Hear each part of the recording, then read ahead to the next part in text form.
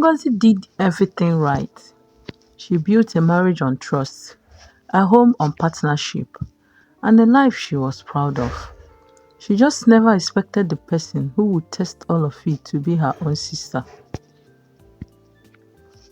Ngozi and Kelechi had been married 2 years when Chiamaka, Ngozi's younger sister, lost her job at a marketing agency downtown.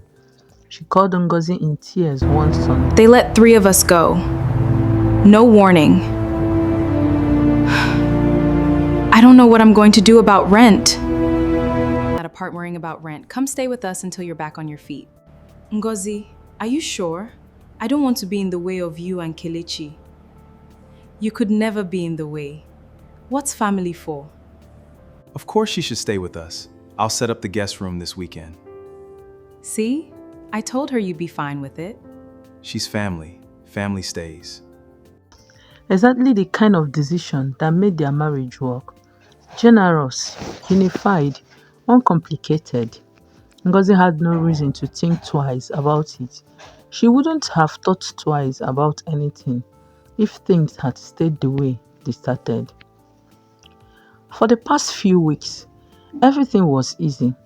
Chiamaka spent her mornings job hunting, her afternoons sending applications, and her evenings catching up with Ngozi over wine. Kelechi worked long hours at his firm, coming home late most nights, same as always, but slowly, small things began to shift. Kelechi started coming home earlier, but only on days Ngozi herself worked late. Chiamaka started dressing a little sharper for someone who was, in her own words, just job hunting from the couch, and the two of them developed a kind of shorthand, inside jokes, glances across the room, that Ngozi told herself was normal. Family bonding, nothing more.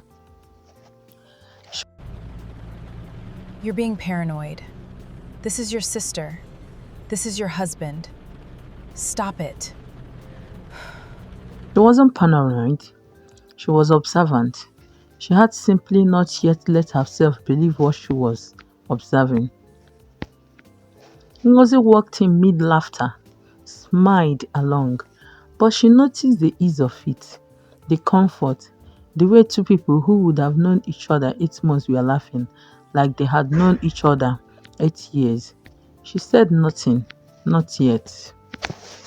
6 weeks after Chiamaka moved in, a client meeting was cancelled last minute and Ngozi came home 2 hours earlier than expected.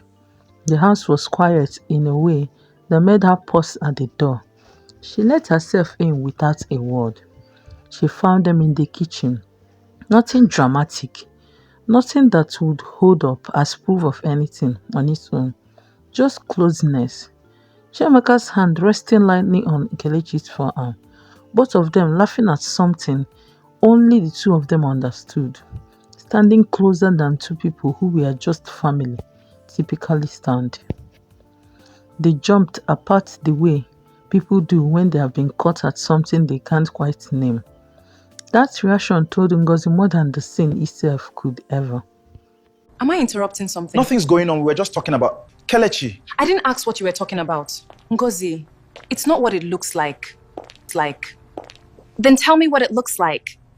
Because from where I'm standing, it looks like my husband and my sister have gotten very comfortable with each other while I've been working 6-hour weeks to help pay for this house. Neither of them answered. The silence lasted long enough to become its own confession. Ngozi didn't scream. She didn't cry in front of them. She walked upstairs, closed the door quietly behind her, and did something neither of them expected. She picked up her phone and called her lawyer. The next morning, Ngozi sat both of them down at the kitchen table. She looked composed, rested, even which unsettled Kelechi more than if she had been crying. I spoke to my lawyer last night. Your lawyer? Ngozi, we didn't even do anything. I know you didn't. Yet. That's not why I called him. Claim to.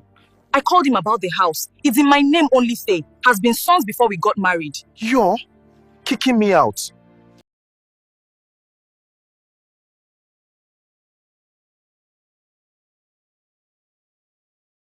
Me out. I'm giving you 30 days. Plenty of time to figure out where you and my sister want to build whatever this is. Said it. Chiamaka, who had been silent through most of it, finally spoke, and what she said changed the shape of the entire story. Ngozi, wait. It's not. He came to my room 3 weeks ago. I told him no. I should have told you. I was scared you'd blame me instead of him. The second twist landed harder than the first. What had looked from the kitchen doorway like mutual closeness was in fact something Chiamaka had been quietly fighting off alone and hiding out of fear rather than guilt. Is that true? You should have told me the moment it happened. But I understand why you didn't. Ngozi filed for divorce 3 weeks later. She didn't need the full 30 days to decide anything. Her mind had been made up since the moment silence answered her question at the table.